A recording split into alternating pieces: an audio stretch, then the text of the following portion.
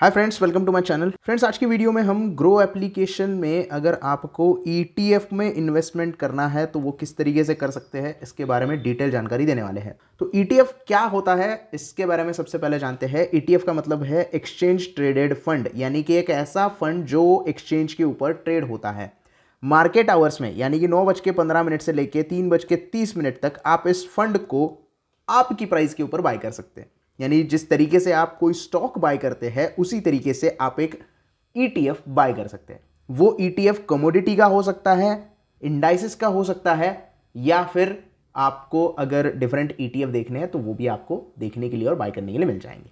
अब grow application में ETF bye करने के लिए सबसे पहले तो आप उसकी वॉच लिस्ट अलग से बना सकते हो, कोई दिक्कत नहीं है, लेकिन सर्च ऑप्शन में जाओगे तो सारी डिटेल्स आपको मिल जाएगी। आपको सिर्फ यहाँ पे सर्च ऑप्शन में ETF टाइप करना है। ETF जैसे ही टाइप करोगे तो आपके सामने डिफरेंट ETF ओपन हो जाएंगे। लुकिंग फॉर ETFs में भी जा सकते हैं, या फिर ये लिस्ट आप देख सकते हैं, जैसे निफ्टी का ETF हो गया, गोल्ड का ETF हो गया, निफ्टी IT का ETF हो गया, बैंक का ETF हो गया, और नैस्डैक यानी कि US मार्केट का ETF भी हम यहाँ पे खरीद सकते हैं।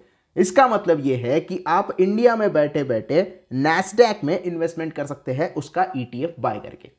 ETF किस तरीके से काम करता है, मान लो आपने निफ्टी 50 का ETF ले लिया या गोल्ड का ETF ले लिया, तो ये गोल्ड की जो प्राइसेस होती है, यानी कि गोल्ड कमोडिटी जिससे हम ट्रेड करते हैं उसकी जो प्राइस होते हैं उसी के पैरेलल काम करता है। निफ्टी का ETF लोगे तो निफ्टी का इंडाइसेस जो होता है, निफ्टी का इंडाइसेस अभी कितना चल रहा है, 21,900 के आसपास चल रहा है, तो वो उस तरीके से काम करेगा। 22,000 के आसपास चल रहा है, सॉरी 21,900 नहीं, तो उस तरीके से वो काम करेगा। जैसे इंडाइसेस बढ़ेगा वैसे आपकी ETF की प्राइस बढ़ेगी।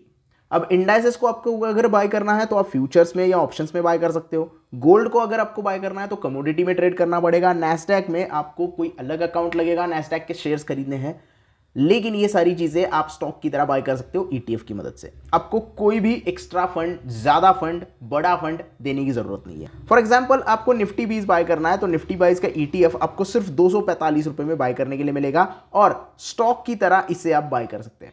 जैसे एक क्वांटिटी से लेके 1000 क्वांटिटी तक आप बाय करोगे, जैसे जैसे इसकी प्राइस ऊपर चली जाएगी आपको उसका फायदा होता चला जाएगा।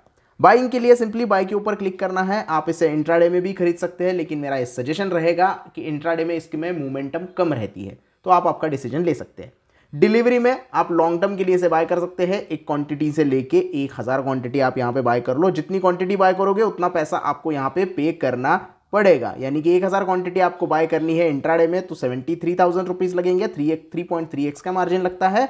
और 1000 क्वांटिटी आपको अगर बाय करनी है डिलीवरी में तो उतने पैसे आपको पूरे देने पड़ेंगे। 100 क्वांटिटी भी बाय कर सकते हो, 10 क्वांटिटी भी बाय कर सकते हो, और 1 क्वांटिटी भी बाय कर सकते हो, कोई दिक्कत नहीं है। सेम उसी की तरह आप यहाँ पे गोल्ड का ETF बाय कर सकते हो। यानी कि गोल्ड की प्राइस आप देख रहे हो 60,000 के आसपास गोल्ड चल रहा है, उतने पैसे देने की जरूरत नहीं है। 52 रुपए में आपका गोल्ड जो है वो ETF के जरिए बाय हो जाएगा। तो इतना सिंपल होता है। इसका चार्ट वगैरह भी आप देख सकते हो, और हाई और लो सारी चीज़ें आपको यहाँ पे देखने के लिए मिल जाएगी। बिड प्राइस, मार्केट टैप, और बाइंग करने के लिए आपको क्वांटिटी कितनी भी हो कोई दिक्कत नहीं है। क्योंकि हम फ्यूचर और ऑप्शंस में अगर गोल्ड या फिर निफ्टी या फिर निफ्टी IT बाय करने के लिए जाएंगे तो हमें लॉट साइज में बाय करना पड़ता है, तो उतने पैसे आपको देने पड़ते हैं मिनिमम। यानी कि निफ्टी फ्यूचर आप बाय करने जाओगे तो 50 क्वांटिटी का लॉट आता है, और उसके लिए 1,25,000 के पास आसपास आपके पास कैपिटल होना चाहिए। उसी की तरह आपको गोल्ड में बाय करना है तो गोल्ड मिनी बाय कर सकते हो, गोल्ड पेटल बाय कर सकते हो, गोल्ड गिनी बाय कर सकते हो, गोल्ड 1 kg वाला गोल्ड बाय कर सकते हो। लेकिन उसके लिए आपको कैपिटल बहुत ज़्यादा देना पड़ेगा, लेकिन उसके अलावा आपके पास कैपिटल नहीं है तो आप ETF में इन्वेस्टमेंट कर सकते हैं। अगर आप निफ्टी 50 के ETF में इन्वेस्टमेंट करते हैं तो आप निफ्टी 50 के 50 स्टॉक में थोड़ा थोड़ा इन्वेस्टमेंट कर लेते हो। इसी तरीके से ये काम करता है। ये निफ्टी इंडाइसेस का रिप्लिका होता है, गोल्ड जो भी ट्रेड हो रहा है उसका रेप्लिका होता है। नैस्डैक में भी आप यहाँ पे ट्रेड कर सकते हैं, जैसे कि नैस्डैक यहाँ पे दिखाई दे रहा है। सिर्फ 143 रुपए में आपने नैस्डैक के इंडाइसेस में इन्वेस्टमेंट यहाँ पे करनी होती है। अब मोतीलाल ओसवाल की तरफ से ये ETF आपको दिया गया है। जैसे मैंने कहा कि ये म्यूचुअल फंड ही होते हैं, लेकिन ये एक्सचेंज के ऊपर ट्रेड होते हैं। तो म्यूचुअल फंड में क्या होता है कि आपको यूनिट्स मिलते हैं, और NAV के जोर के ऊपर आपको यूनिट्स मिलते हैं। लेकिन यहाँ पे आप क्वांटिटी खुद डिसाइड करते हो। अगर आप इसमें SIP करना चाहे तो भी आप SIP कर सकते हो, लेकिन फिलहाल तो अब स्टॉक SIP जो है वो किस तरीके से करते हैं उसके बारे में हम देखेंगे। अगर आप स्टॉक SIP करना चाहते हैं तो आपको जो है वो ग्रो में थोड़ा ज़्यादा इतना भी आपको यहाँ पे नहीं मिलता है कि स्टॉक की एसआईपी करें, देखिए हर महीने आपको मैन्युअली करना पड़ता है। उसी की तरह आपको ईटीएफ अगर खरीदने हैं तो आपको मैन्युअली इसका बाइंग करना पड़ेगा, क्योंकि स्टॉक एसआईपी बास्केट तैयार करना ये अभी फीचर ग्रो में आया नहीं है। तो उसके लिए आपको बास्केट तैयार करनी पड़ती है, फिर उसको डायरेक्टली देना पड़ता है, बाय करना पड़ता है। तो ये सारी चीज़ें आप अगर कर सकते हो तो ईटीएफ का भी आप यहाँ पे एसआईपी कर सकते हो। तो यह पूरा तरीका ईटीएफ को बाय करने का, सिंपली बाइंग ऑप्शन पे जाना है, बाय करना है, ये आपके पोर्टफोलियो में आ जाएगा एज अ होल्डिंग्स, आपको यहाँ पे सेटलमेंट कंप्लीट हो जाएगी और इसे आप स्टॉक की तरह होल्ड कर सकते हैं लॉन्ग टर्म, और बेच भी सकते हैं।